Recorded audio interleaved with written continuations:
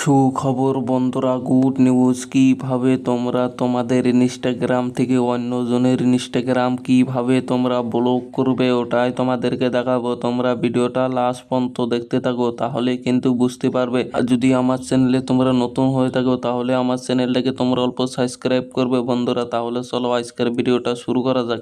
এখন তোমাদেরকে যেতে হবে ইনস্টাগ্রামে যাওয়ার বাদে তলে দেখতে পারছো প্রোফাইল। তোমরা প্রোফাইলে ক্লিক করবে। প্রোফাইলে ক্লিক করার বাদে তোমাদের সামনে কিছুটা এই টাইপের ইন্টারফেস চলে আসবে।